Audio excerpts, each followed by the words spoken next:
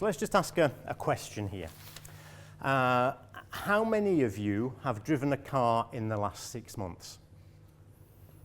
Okay, that's fine. I have to ask sometimes because there's somebody with one of those fold-up bikes at the back and flat hair where they've had their helmet on and stuff, so that's brilliant.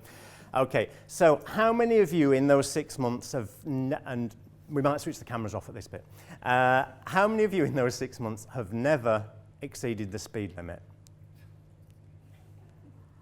Oh, no, that's okay, you don't need to be embarrassed. You really, let's take that one. Okay, so let's say we've got one there. Isn't that interesting? We're actually saying, who's law-abiding in here? And it's like, oh, I don't know if I want to admit to that. Good for you, proud. That's brilliant. I thought Vale was such a God-fearing, place, but let's take this a bit further then. So how many people know in here that actually speed limits are imposed by fascist dictators in the transport department at the council, just to get in your way of your day-to-day work, and you've got a great car with anti-lock brakes, and you're just a brilliant driver, and you can just ignore the speed limits because you know far better than these transport planners. How many of those are there in here?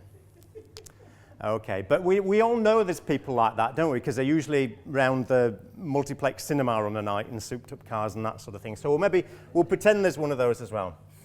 So that's not a lot of hands that have gone up so far. So how many of us know what the rules are, but actually sometimes we go a bit faster because we think actually that's okay because it's night or day or whatever. How many of them are that?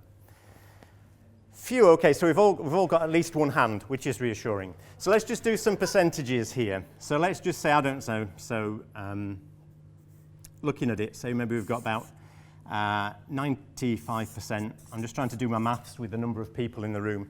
And we've maybe got 3% here and 2% here.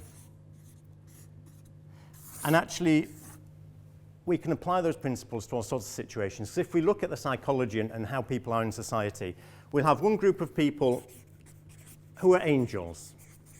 There you are. You can be our angel for the day. Because whatever you do, they will just do it without question, or they take all the data in, and that's brilliant. And the world would be a much better place if everybody was angels. And then we have some people who really are the devils, that whatever we do, however nice we are to them, or whatever we might do and say, hey, how about doing this, they are just going to have that attitude that actually, they're lawbreakers, they ignore the rules, they can be quite selfish, and whether that's because they've got a dog or a car or a bike or whatever they do, or even their hedge, that's just the sort of person they are.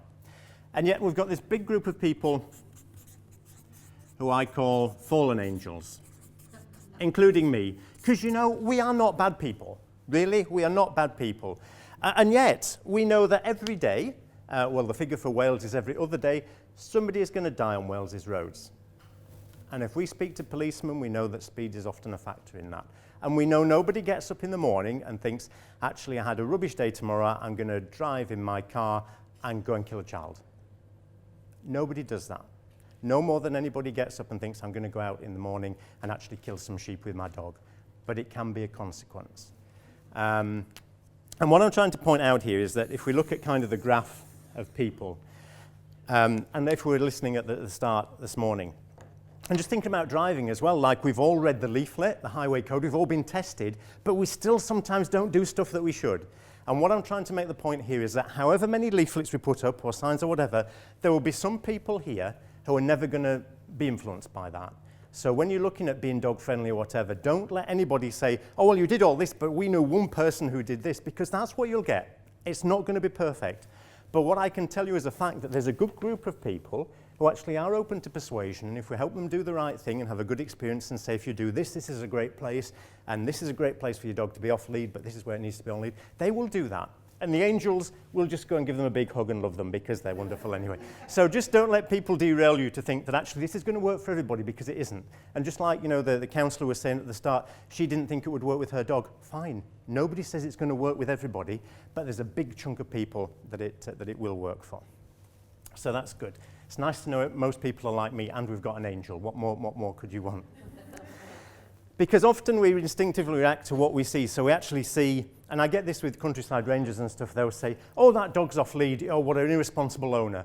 Well, maybe it is, but actually have they been given good information to know that the dog needed to be on lead. It's a bit like the speed limits, you know. If you're driving down the M4, and I'm sure you've all done it, that you see it says, roadworks ahead 40 miles an hour, roadworks ahead 40 miles an hour, roadworks ahead 40 miles an hour, and then there aren't any. So what do? You start going faster because you don't believe the signs. And yet one day, we know that's going to happen, and actually there are going to be roadworks, but it's like when we have the signs that somebody's gone in that field, all year round there's a sign that says, dogs on lead, sheep in field. And they've been going through there for months and months and months, and there's no sheep. And then they go in one time, and the dog's off lead, and oh, the sheep are there. And the view of the farmer or the landowner is, oh, look at that, irresponsible, you know, dog owner, why did they do that, stupid, there's a sign there. And we actually don't have the dialogue that actually says, we don't believe signs that are left up all year. Actually, if we did the signage a bit better, or if somebody had somewhere else to go, that would work better. So often, there's lots of reasons why people don't do stuff. Just because they might not be complying doesn't mean they're all devils. And again, it's this big group of people that we can work with.